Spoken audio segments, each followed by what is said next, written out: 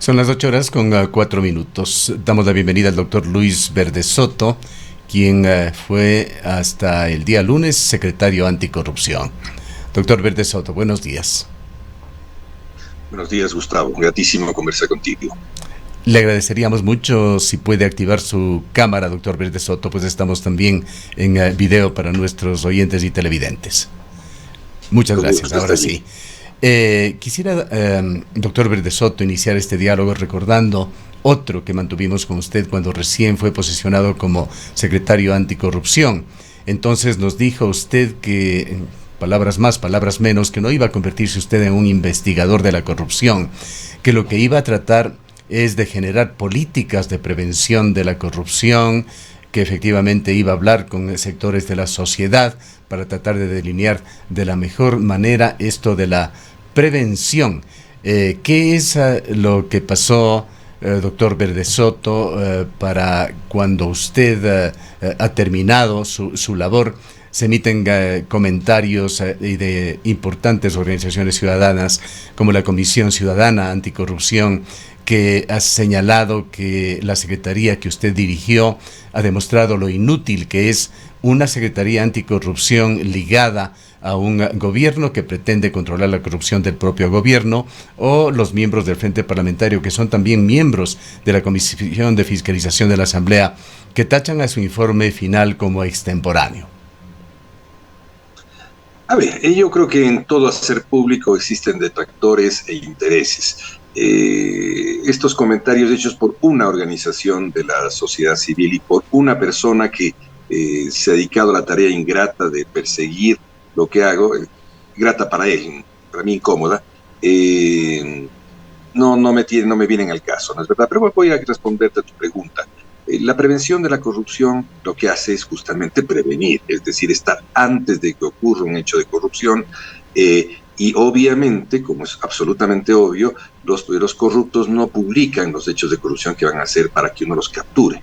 Estas personas que pretenden que una Secretaría de Prevención de la Corrupción consiga conocer qué es lo que se está haciendo en corrupción entre 450,000 funcionarios, entre 170 organizaciones del sector público, carecen de visión de lo público y carecen de visión de lo que consiste la lucha anticorrupción. Tienen simplemente afanes de micrófono, no es nada más. La lucha contra la corrupción tiene que comenzar y hacerse en tres grandes frentes. Un frente tiene que ver con la conciencia que tiene que tomar la población respecto a la magnitud de los problemas, las formas de la corrupción, y tiene que diseñarse un conjunto de instituciones que tienen que trabajar para generar escudos contra la gran corrupción.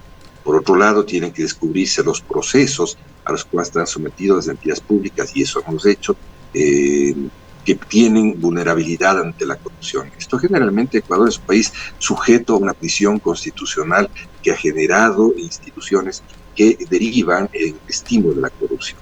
Y luego de eso, ¿no es cierto?, tiene que conjugarse con personas que toman decisiones racionales frente a la corrupción. La corrupción es un hecho racional que viene cargado para tomar esa decisión, cargado de valores que pueden afianzarse en esa persona o pueden diluirse en esa persona. Todo eso es lo que constituye básicamente una lucha contra la corrupción. Todo lo que he hecho en la Secretaría está en un informe de 50 páginas y algunos miles más, anexo, que está en la Presidencia de la República, está colgada en la página web de la Presidencia de la República, circulado con todos los periodistas, y obviamente estos detractores, especie de persecución infantil que yo no sufro, pero que me incomoda, como algunas cosas, obviamente pueden leer. Primero lean y después hablen. Pero, doctor Verde Soto, más allá del informe, yendo a los hechos, no se llega a la conclusión. Sí. Estamos hablando de dos informes. El informe de gestión, que fue entregado a toda la prensa, supongo que ustedes también les entregaron, que es una cosa que tiene que ver con esta crítica respecto a qué hace la Secretaría Anticorrupción, y otro es el informe que me pidió el presidente sobre el proceso actual, sobre el caso concreto de corrupción y su delegación a ser parte de las empresas públicas. Ese es otro informe. Correcto. Son dos informes son los que estamos. Sí, así lo entendemos, pero le decía Más allá de estos informes, doctor Verde Soto, a juzgar por los hechos, sin antelar criterios, sobre todo si es que todo esta trama que se está investigando finalmente llegará a ser determinada por la justicia, que son quienes tienen que dar los veredictos, ni siquiera usted, ni los parlamentarios, ni los medios de comunicación. Será la justicia la que se encargue, eso está claro, por lo menos para nosotros. Pero a juzgar por los hechos, ¿qué se sospechan, qué se investigan? ¿Se habría fallado en su intento de prevenir la corrupción? Y esto lo digo por haberse detectado estos hechos, por decirlo, por ahora, por el momento, sospechosos en los más altos niveles del sector público, cercanos al presidente de la República, que implican a esa corporación de las más importantes empresas públicas del Ecuador. Y doctor Verde Soto, bueno, primero muy buenos días. Yo quisiera añadir a lo que está diciendo Gustavo, que en esta tarea que le fue encomendada a usted y que usted planteó la necesidad inicial de que se debía trabajar fundamentalmente en la prevención, ustedes como Secretaría Anticorrupción hicieron ya una especie de análisis, de estudio de los sectores que podrían ser más vulnerables a la corrupción, y entre ellos ya estaba establecido y determinado el sector petrolero, el sector eléctrico. En estas primeras lecturas que empezaron a hacer ustedes para establecer estas circunstancias, para con ello establecer políticas públicas de prevención, ¿hubo ya indicios de las denuncias que se han hecho públicas ahora? Hubiera más que indicios, hubieran pistas, ¿no es cierto? Yo quiero recordar este rato, simplemente para poner un ejemplo, que pasamos una entrevista larga con todos los miembros de los gabinetes, y con ellos se obtuvo un primer diagnóstico de riesgos de corrupción. Luego esos riesgos fueron trabajados en el escritorio con nosotros a partir de otras fuentes secundarias, y devolvimos a todo el gobierno y a cada uno de los ministros una visión sobre cuáles podrían ser los riesgos de corrupción en cada una de las áreas y ministerios. Esto ventajosamente lo tengo conmigo, está conmigo este rato, y es parte de la gestión inicial que se hizo. Pero la gestión tiene que ir más allá. Tal vez hay una confusión muy grande entre el hecho de corrupción y la prevención de los hechos de corrupción. Lo que estamos hablando como el tema que se ha dado en llamar encuentro, ese es un hecho de corrupción que tiene elementos de juicio que están siendo procesados por la ley. La prevención es oculta, ¿no es cierto? La prevención se le oculta a la corrupción. La corrupción no pone notas, la corrupción se reserva, es oculta, es oscura, y uno nunca puede medir ex ante cuánto se ha hecho respecto a la prevención de la corrupción. Esto no lo digo yo, esto lo dicen las decenas de organismos anticorrupción que existen en el mundo, y en América Latina particularmente en los últimos 3 años, los 18 organismos anticorrupción que existen. Cuando uno hace un proyecto de ley, evidentemente no está trabajando sobre hechos, está trabajando sobre prevención, sobre la posibilidad de que hay legislar antes de que no se puede legislar sobre los hechos, se legisla antes de los hechos para ser justo. Evidentemente, Gustavo, yo no he pretendido, ni jamás he pretendido hacer justicia por mí. Eso lo tienen pretensiones ilusas de algunos organismos que creen que pueden sustituir al Estado. El Estado no puede ser sustituido en sus 3 elementos centrales: en prevenir la corrupción, porque es el que conoce más al interior de los procesos que están errados. No puede sustituirse al Estado en la investigación de tesis de corrupción, y eso se llama fiscalía, quien convierte esto para los jueces, y los jueces tienen que tomar decisiones sobre estas investigaciones que se hacen previamente y se derivan. Eso es lo que ocurrió, es muy sencillo. El presidente de la República, al ir a Davos, 3 días después, procedió a dar un decreto en el cual sacaba a la Secretaría de su única y exclusiva dedicación a la prevención y lo ponía al frente de 2 temas centrales: investigue sobre la corrupción y forme parte de los directorios de las empresas para, en mi nombre, ver qué es lo que pasa al interior de los directorios, ver cómo se toman las decisiones y comunicarle al presidente de la República, más allá de la comunicación normal que tiene, obviamente, con los miembros del directorio de la E. Esto es lo que ocurrió: diferenciar 2 cosas diferentes: la prevención de la corrupción que es esto que les preocupa tanto a este organismo que camina royendo por todo lado, diciendo que no deben existir organismos públicos, cuando lo único que se hace bien en América Latina es tener crecientemente mejores organismos de prevención de la corrupción. Y por otro lado, el hecho de buscar, de trabajar sobre este hecho concreto. Sobre este hecho concreto se hizo este informe, el segundo informe. El uno es de lunes sobre las actividades de prevención. Sobre las actividades de investigación hay un informe concreto, lo deben tener ustedes, que contiene 22 páginas, en las que se recorre de modo ordenado lo que se hace en términos de investigación, los tipos de vulnerabilidades que pueda haber en términos del ejercicio de la política pública en relación a la prevención de la corrupción. Se montan hipótesis, se muestra la información que ha sido solicitada, se plantean los primeros elementos de juicio que existen a partir de los 5 días que trabajamos con un equipo grande, sí, con un equipo muy dedicado, trabajamos esto y produjimos ese resultado. ¿Cuál es el circuito de probabilidades de existencia de hechos de corrupción, desde que se genera la necesidad de una empresa de compra hasta la posibilidad de presiones de lobistas externos en la toma de decisiones más altas? Esto es lo que se hizo. Doctor Verde Soto, en todo caso, este informe, el que usted entregó, entendemos, el domingo al presidente de la República, no peca, le preguntamos, de ser un informe demasiado académico. Usted menciona tesis, hipótesis, probabilidades. Esto es parte de un ejercicio académico. Entendemos que usted presentó hipótesis allí, y las hipótesis tienen que ser confirmadas con evidencia empírica, para que lleve a conclusiones. No se quedó trunca su tarea, no debía haber llegado a investigar un poco más, recoger pruebas, llegar a ciertas conclusiones que a su vez tendrían que ser entregadas a la Fiscalía para facilitar su labor. A ver, te agradezco muchísimo porque digas que ese es un informe académico, pero debe ser tal vez el informe más práctico de política aplicada que he elaborado con un equipo de gente que hace política aplicada en todos los ámbitos de donde puede darse corrupción. Te agradezco la definición y sobre todo te agradezco porque esta discusión, que al ponerla en el plano del secretario de Administración, que dice que no son hipótesis porque él considera que le faltan elementos de una discusión entonces enteramente académica, para lo cual lo haré yo con mis pares académicos en las universidades, con quienes tienen propiedad académica para hablar de eso. Este no es un informe que tiene rigurosidad académica, ninguna duda, y ninguna cosa que hago yo no tiene esa rigurosidad, pero es un informe absolutamente práctico. Si en 5 días tú crees que se puede llegar a tener elementos de prueba, pues yo soy muy humano, no puedo hacerlo, ni mi equipo de 17 personas logró hacerlo. El informe, si se lo lee, se ve el conjunto de información que leyó. Por ejemplo, te pongo un caso muy sencillo. Hay 3,000 contratos que se entregan a la Fiscalía porque se dice que ahí hay corrupción. Ciertamente yo tomé muchos menos contratos, tomé contratos guía.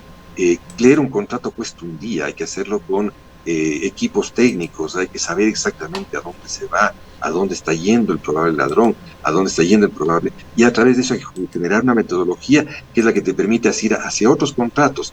Y creer que se puede haber leído 3,000 contratos en caso de CENEL y entregarlos como tesis ya a la Contraloría no es posible, Gustavo. Te aclaro, las hipótesis las hace siempre quien presenta una denuncia. Cuando presenta alguien una denuncia, lo que hace es elucubrar sobre elementos de la realidad y dice, esto puede haber ocurrido, o yo creo entregar indicios. En mi caso he dicho, creo entregar pistas, una cosa anterior. Y la segunda es, quien hace tesis para presentarlas ante los jueces es la Fiscalía. La Fiscalía presenta la tesis de Fiscalía. Pasa de la hipótesis, dice, esto yo creo que es ya una tesis con los elementos que yo tengo de prueba. Y con eso le pido a usted, juez, que condene este conjunto. Esos son los pasos de la justicia normal. Esos son los pasos de la justicia aquí y en todo lado. No podemos hacer otra cosa. Si en 5 días querían que entregue un informe sobre las decenas, probablemente decenas de miles de contratos que hay en las entidades públicas activas y en las entidades públicas en proceso de liquidación, ciertamente no era dable. La urgencia de la coyuntura le hizo al presidente pedir un primer informe al día 23 y yo acepté pasar noches en vela para poder llegar a ese con el equipo mínimo que tenía, con un equipo que lo hizo muy bien. Hasta ahí llegué, no se puede llegar más. Doctor Verde Soto, doctor Verde Soto, sin embargo...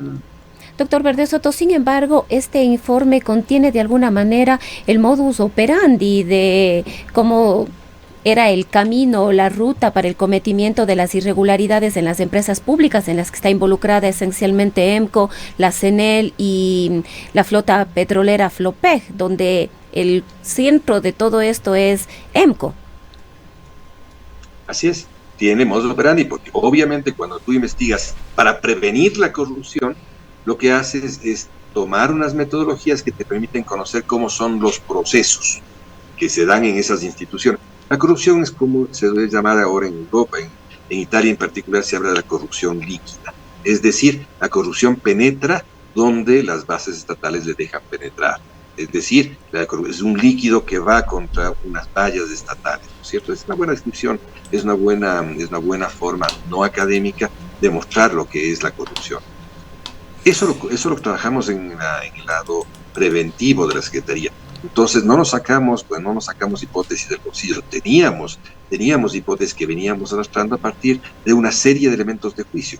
Tenemos las metodologías que están colgadas en el portal web de la Presidencia de la República, conviene leerlas. Teníamos los primeros trabajos que se hizo en la Corporación Financiera Nacional y en la corporación, creo que es esta entidad que hace el control de calidad de la salud. Ahí teníamos ya vistos varias formas de funcionamiento contractual. Evidentemente, leímos muy aceleradamente muchos trabajos que se han hecho que probablemente no forman parte de los archivos legislativos sobre las empresas estatales ecuatorianas en varios países de Europa, tesis doctorales que tienen bastante información que entregar. Ahora, doctor Verde Soto, quisiera preguntarle algo sobre temas bastante concretos que se han dado como parte de esta investigación y dentro de estas hipótesis que usted genera en la investigación e informe presentado al presidente de la República, ¿en qué plano lo pone? Quiero referirme a la emisión del decreto ejecutivo 163, que fue el instrumento que le dio poder y un enorme poder al señor Hernán Luque. Él empezó a dirigir los directorios de todas las empresas públicas y de acuerdo a lo que acabamos de escuchar en una entrevista con Sofía Sánchez, parlamentaria, ella señala que se activó con eso un esquema de corrupción, de tráfico de influencias, de unos esquemas absolutamente planificados para dirigir la contratación de empresas públicas, favoreciendo por supuesto en esta contratación a quienes este grupo quería favorecer. ¿Qué importancia o cómo lo califica usted dentro de este trabajo hipotético, el decreto ejecutivo 163? ¿Ve usted esto como un error quizá administrativo del presidente de la República o puede llevar eso a otras conjeturas? El decreto que tú te refieres tiene que ser mirado en el contexto del funcionamiento y creación de EMCO y en el contexto del régimen hiperpresidencial que vive en Ecuador. En Ecuador vivimos un contexto en que las cosas se solucionaban desde la Constitución de 2008, acumulando poder en el Ejecutivo y quitando poder al resto de instancias de la sociedad, incluso las instancias representativas parlamentarias. Este proceso llevó a la creación de EMCO. EMCO debió ser un holding que coordine las acciones de las diversas entidades, empresas públicas, y subrayo aquello de coordinar. No debió ser una sustitución de los directorios de todas las empresas públicas. Este es el origen, esta es la raíz, este es el principio de un mal diseño de una política pública y de un mal diseño de un procedimiento. Ese procedimiento EMCO tiene, ¿no es cierto?, tenemos que verlo desde su inicio, y podemos desde entonces, desde los directorios que se provocan en su inicio y las decisiones que se toman desde su inicio, para lo cual deben haber grabaciones, y existen además otro elemento. EMCO es una entidad débil desde su inicio, en la que se maneja la relación con las empresas a través de resoluciones. Esas 52 resoluciones están ahí, tiene que examinarse la pertinencia de esta enorme concentración de poder que se da. ¿Está usted de acuerdo, doctor Verde Soto? que ese decreto, el decreto ejecutivo 163, dejó de lado la injerencia que podían y debían tener los ministros de Estado en las empresas públicas, cada uno en su rama, por supuesto.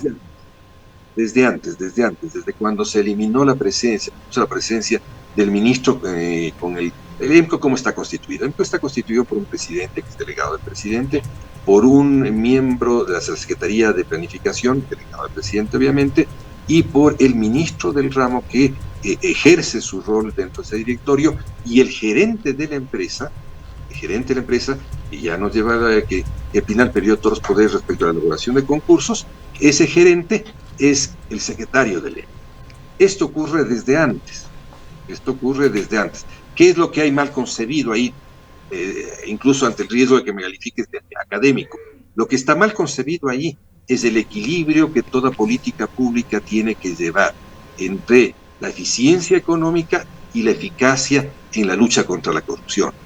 Cuando se monta mucho elementos sobre eficiencia económica, generalmente los elementos de eficacia de lucha contra la corrupción decrecen y se produce un desbalance.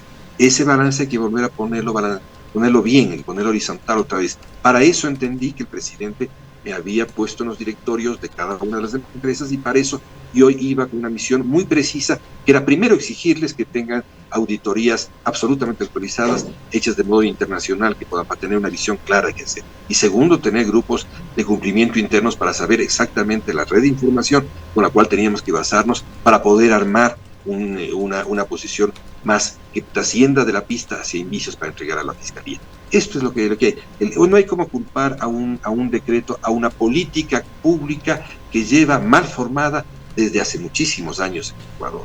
El tema central es de que sí, efectivamente, había que tomar esa decisión de volver a equilibrar los mecanismos de eficiencia económica con los mecanismos de eficacia en la lucha contra la corrupción. Yo puedo tener mucha eficiencia económica subiendo el rol de las decisiones de una determinada función. Esto al margen de que el señor Duque haya sido la persona que probablemente mostró que era. Sino lo que hay que hacer es haber puesto otra vez las decisiones equilibradamente, y entonces podríamos hablar de empresas que puedan caminar de modo más recto en la producción de excedente económico para el Estado, y que a su vez puedan equilibrar con los elementos de corrupción que pueden estar derivados de una hiperconcentración de funciones. Pero esto no es un problema de un decreto, es un problema de la creación misma de EMCO, donde la idea básica de un holding fue reemplazándose por una intromisión en los procesos de contratación de las empresas. Y en esos procesos de contratación de las empresas aparecieron muy bien las posibilidades de que las mismas empresas elevaban sus demandas hacia el directorio de EMCO, y en el directorio de EMCO, los niveles inferiores a su directorio, se producían, y esa es una hipótesis que está puesta ahí, probablemente trade-offs, es decir, se producían intercambios entre las instancias técnicas de EMCO con las demandas de las empresas, y en esos trade-offs seguramente pudo haberse colado corrupción. Eso es lo que hay que mirar. Pero eso no es solamente problema de un decreto, es un problema de concepción de la política general. Esto es lo que yo planteo en ese informe. Claro que se me ha dicho que es un informe que no tiene cosas que dice. Yo creo que sí dice esto. Supongo que los académicos que me están asediando en los últimos días, yo estaba preparado para irme del país muy tranquilamente a tomar mi sillón de lectura en Madrid, a pedir a mi esposa que me acompañara a ver el pasaje más barato de ida hacia Madrid, donde yo normalmente resido en los pedidos de una actividad en el Ecuador. Pero me encontré con que me pegaron un puñete que me dice algo parecido a lo que tú me dices. Ahí no había nada, ahí no se decía nada. Entonces, claro, yo he tenido que salir a defender. Ahora, doctor Pérez de Soto, usted defiende su gestión y está además seguro, está convencido de que no fue un desperdicio de tiempo su paso por esta Secretaría Anticorrupción. Entonces la pregunta que surge es, ¿por qué renunciar? Si es que sí se cumplió con el propósito, a pesar de que el propio gobierno dijo que su informe se trataba de meras especulaciones. El presidente de la República aceptó su renuncia, sugiriendo de que la Secretaría Anticorrupción no había cumplido con lo que se esperaba. Cuéntenos en el detalle también qué pasó entre el domingo y el lunes, entre la entrega de su informe entre alguna información que surgió por allí de que usted estaría en una cadena nacional dando un informe el domingo por la noche, cadena que no se llegó a realizar. Esto no sabemos a ciencia cierta si efectivamente fue así, pero esto trascendió a través de las redes sociales. Y por otra parte, una rueda de prensa que sí llegó a convocarse, me parece que fue para las 10:30 del lunes, que tampoco se dio. ¿Se censuró de alguna manera su informe desde el gobierno y la divulgación que usted tenía el propósito de hacerlo? Y ¿fueron estos hechos los que motivaron su renuncia? Y quizás también, doctor Verde Soto, se ha dicho que su informe no ha sido entregado de manera oficial. Entonces, por lo tanto, no se podría hacer uso del mismo mientras este no sea oficializado. ¿Es así? A ver, voy a comenzar desde el principio de la pregunta de Gustavo. Todas las críticas que tienen nivel y las críticas que no lo tienen, también existen ratas que caminan por las esquinas de los dormitorios de la política, todos los puntos del informe sobre mis labores están por escrito y hay que hablar sobre eso, no hay que hablar de memoria. Les recomiendo a las ratas que hacen eso, hablen sobre lo mismo, sobre el informe. La segunda es, yo me ratifico en todos y cada uno de los puntos que están en los dos informes, el informe de gestión mía y en el informe hecho sobre este proceso que se ha llamado paralelamente la Fiscalía. Respecto a que debo decirte, tú has estado, Gustavo, en las noticias, que más de una docena de veces a nivel nacional e internacional el presidente de la República ha elogiado a la gestión de la Secretaría. Si ha cambiado de criterio a través de la voz de su secretario de la Administración en el lapso de las últimas 24 horas entre el 22 y el 23, no me da a mí el nivel para juzgar. Simplemente yo recojo con fechas, días y horas, tengo acumulados todas las veces que el presidente elogió todos los documentos, y la mejor forma de elogiar es aprobarlos y tenerlos en la página web de la presidencia. El presidente tiene el porte de decisión absolutamente suficiente como para prescindir de todas las políticas que no considere que sean buenas. Pero vamos, yo creo que está bien para una conversación el que se asuma una frase coloquial. ¿Qué pasó entre la noche? Porque hubo dos conferencias de prensa, muy sencillo. Yo había pactado con el presidente, o me había indicado que tenía una reunión el día domingo para trabajar este informe, que se condecía mucho con la entrevista que le hizo a la noche. No se me llamó a esa reunión. Había pactado con el presidente que iba a haber una rueda de prensa el día lunes para la entrega de esto. El lunes de la mañana, al despertar, me encontré con que la SECOM había cancelado esa rueda de prensa, y en ese momento, por uso de mis atribuciones que tenía en ese momento, convoqué a una rueda de prensa. La primera la convocó SECOM y la canceló SECOM. La segunda la convoqué yo y se canceló porque yo estaba conversando con el presidente durante 3 horas y obviamente la preparación la tenía el presidente, pero simultáneamente en la mañana, el tiempo que convocaba esa rueda de prensa, redacté mi renuncia. Yo llevé mi renuncia al presidente, le entregué al presidente, el presidente tuvo la gentileza de devolvérmela varias veces. Yo tuve la respuesta mía fue insistir en esto. Cuando se supo que el documento había circulado, que por cierto no es documento apócrifo, no es un documento sin firma, el documento está firmado el día domingo, fue entregado a través de Kipux, mi equipo fue a la oficina, lo entregó a través de Kipux, lo tienen allí plenamente mandado, lo mismo que mi renuncia, lo mismo que el informe de gestión. O sea que esto de que lo acusen de apócrifo no me permite calificar, no tengo por qué hacer calificativo sobre eso. En la conversación con el presidente, evidentemente, hubo dos posiciones. Yo creo que efectivamente hay la posibilidad de que una oposición malsana tome ese informe y lo descuadre de sus reales dimensiones, descuadre y se trate de decir otras cosas, y esa es la preocupación del presidente. Y hay momentos en la coyuntura en las cuales no hay cómo salir con una salida única ni una salida satisfactoria para las partes. Por otro lado estaba mi dignidad, que me llevaba a presentar, que me había comprometido con el país, el lunes 23 a las 9 de la mañana, el informe sobre lo que había yo visto alrededor del caso que tan acuciante y tanta tinta está tomando en el país. Yo simplemente hasta ahí llegué. Lo que hay es una cosa muy normal. Yo redacté mi renuncia junto a convocar una rueda de prensa en la que se entregaba el informe, se entregaban sus primeras conclusiones y se entregaba mi renuncia. Esta rueda no llegó a darse porque yo estaba conversando con el presidente entre las 9 de la mañana y terminamos a las 12 del día, en el cual me despedí de él, dándole la mano, mirando a los ojos, y a todos los ministros que estuvieron dentro del semigabinete que el presidente fue llamando en los últimos momentos de nuestras conversaciones. Y eso es todo. Aquí no hay otro elemento. Si hay ratoncitos que dicen que la Secretaría no debió existir, me tiene sin cuidado. ¿Qué piensa usted en este punto que es muy importante para los ecuatorianos y en los cuales todo el país está en un proceso de decisiones sobre la consulta popular? Doctor Verde Soto, usted en una entrevista en primicia señalaba que tuvo diferencias con el presidente con respecto a este tema. No, yo he tenido una posición sobre la consulta popular, está por escrito dentro de la presidencia, yo tuve la ventaja siempre, y esto agradezco enormemente al presidente Lasso, tuve siempre la ventaja de ejercer libertad de conciencia, libertad de decir no, de plantear mis diferencias, y además las planteé siempre por escrito. ¿Qué le dijo en esencia al presidente? ¿Perdón? ¿Qué le dijo en esencia al presidente sobre la consulta popular? ¿Qué le aconsejó? El presidente, no, muchas cosas, punto a punto. La consulta popular tuvo un banco de preguntas muy grande que se fue achicando, unas preguntas elaboradas por unos técnicos, que se fue achicando, y sobre eso fuimos consultados y yo expresé mi criterio está por escrito.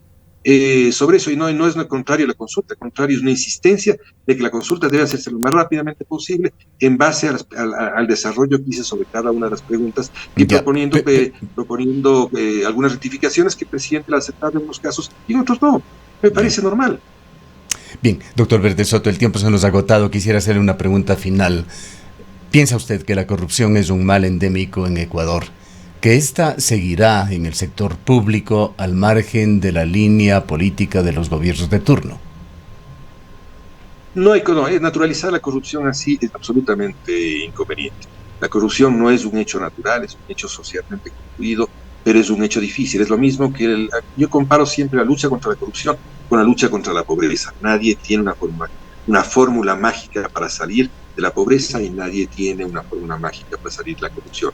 La corrupción, conforme uno lucha más denodadamente contra ellos, pese a las ratas que quieren tomarse los zapatos de uno, vuelve a colgarse y te vuelve a bajar. ¿Por qué? Porque los procesos en el mundo, hemos trabajado con Canadá y con Holanda y con los organismos multilaterales, la corrupción, la gran corrupción en el mundo, forma parte ya cada vez más de los procesos de acumulación, de los procesos económicos y de intercambio mundial. Ecuador conscientemente está metido dentro de eso. Ecuador en los indicadores internacionales forma parte sí de los países que están a la punta en los indicadores de corrupción. Pero esto no quiere decir ni que la corrupción es eterna ni que su control es imposible. Hay que controlar la corrupción. El control de la corrupción no se hace solamente cortando cabezas. Quienes hicieron un buen control de la corrupción contra las mafias italianas plantearon claramente cuál era el tema. Que cuando uno corta la cabeza, inmediatamente los equilibrios corruptos vuelven a aparecer en otras cabezas.